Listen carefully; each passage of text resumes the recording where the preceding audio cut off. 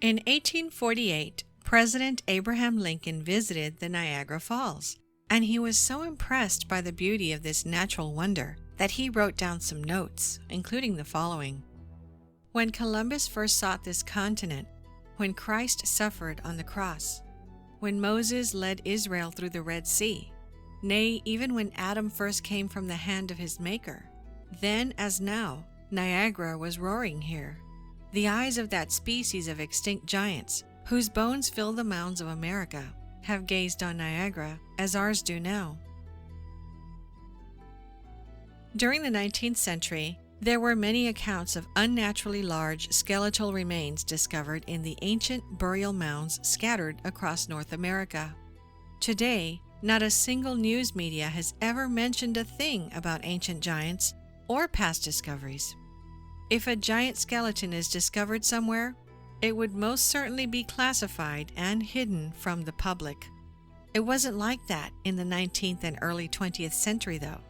Almost every year, there were at least a few newspaper headlines stating the discovery of ancient giant skeletons. It seemed to be quite normal to find bones of giants in America when the first settlers dug ancient mounds to prepare for roads, farms, and buildings. The New York Times, in particular, wrote many newspaper articles about the discoveries of giants. Let's read through some of them, starting with this one titled, "The Bones of a Giant Found," which was published on May 25, 1882, and reads, "A skull of heroic size and singular formation has been discovered among the relics of the mound builders in the Red River Valley. The mound was 60 feet in diameter and 12 feet high. Near the center were found the bones of about a dozen men and women, mixed with the bones of various animals. The skull in question was the only perfect one, and near it were found some abnormally large body bones. The man who bore it was evidently a giant. A thorough investigation of the mound and its contents will be made by the Historical Society." Another newspaper from May 5, 1885 reads this, "Last week, a small mound near Homer was opened by some schoolboys who found a skeleton. Today, a further search was made, and several feet below the surface of the earth in a large vault with a stone floor and bark covering were found 4 huge skeletons, 3 being each over 7 feet in length, and the other 8. This article from the San Antonio Express is telling about a giant skull that is twice the size of a normal human, and there is also a picture. The article reads, "Beach giant skull unearthed by WPA workers near Victoria, believed to be largest ever found in the world. Normal head also found." That Texas had a giant in the beach in the long ago appears probable from the large skull recently unearthed on a mound in Victoria County, believed to be the largest human skull ever found in the United States and probably in the world. Twice the size of the skull of a normal man, the fragments were dug up by W. Duffin, an archaeologist who is excavating the mound in Victoria County under a WPA project sponsored by the University of Texas. In the same mound and at the same level, a normal-sized skull was found. The pieces taken from the mound were reconstructed in the WPA laboratory under the supervision of physical anthropologists. A study is being made to determine whether the huge skull was that of a man belonging to a tribe of extraordinary large men, or whether the skull was that of an abnormal member of a tribe, a case of gigantism. Several large human bones have been unearthed at this site. Another article from the New York Times, written in 1897, reads, "One of the 3 recently discovered mounds in this town has been opened. In it was found the skeleton of a man of gigantic size. The bones measured from head to foot over 9 feet and were in a fair state of preservation. The skull was as large as a half-bushel measure. Some finely tempered rods of copper and other relics were lying near the bones. The mound from which these relics were taken is 10 feet high and 30 feet long, and varies from 6 to 8 feet in width. The 2 mounds of lesser size will be excavated soon.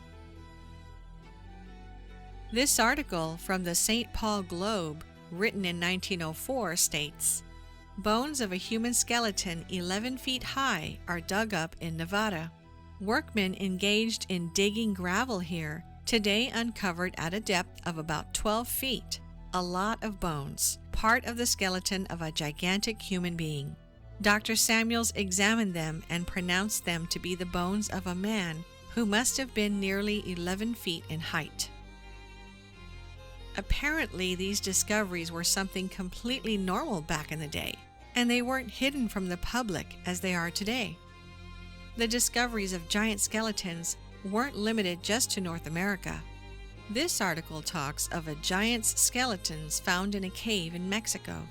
The article reads, "Charles C. Klepp, who has recently returned from Mexico, where he has been in charge of Thomas W. Lawson's mining interest, has called the attention of Professor Agassiz to a remarkable discovery made by him. He found in Mexico a cave containing some 200 skeletons of men, each above 8 feet in height. The cave was evidently the burial place of a race of giants who antedated the Aztecs. Mr. Clapp arranged the bones of one of these skeletons and found the total length to be 8 feet 11 inches. Other articles mention discoveries of giants in Europe. This article from 1892, written by the London Globe, tells of the discovery of a race of giants in modern-day France. It reads, "In the year 1890, some human bones of enormous size, double the ordinary in fact, were found in the tumulus of Castelnau and have since been carefully examined by Professor Kiener, who, while admitting that the bones are those of a very tall race, nevertheless finds them abnormal in dimensions and apparently of morbid growth. They undoubtedly reopen the question of the giants of antiquity, but do not furnish evidence to decide it." You have no idea how many more newspaper articles we found. There were discoveries of giants all across the globe, and today, scientists and archaeologists pretend this never even happened. This article, titled "When Giants Roamed Earth," talks about the historical discoveries of giants from the time of the Roman Empire to the 19th century. Here's what it reads. "The past was more prolific in the production of giants than the present. In 1830, one of these giants, who was exhibited at Rouen, was 10 feet high, and the giant Galabra, brought from Arabia to Rome in the time of Claudius Caesar, was the same height. Phanom, who lived in the time of Eugene II, was 11½ feet in height. The Chevalier Scrogg, in his journey to the Peak Tenerife, found in one of the caverns of that mountain the head of a giant who had 60 teeth and who was not less than 15 feet high.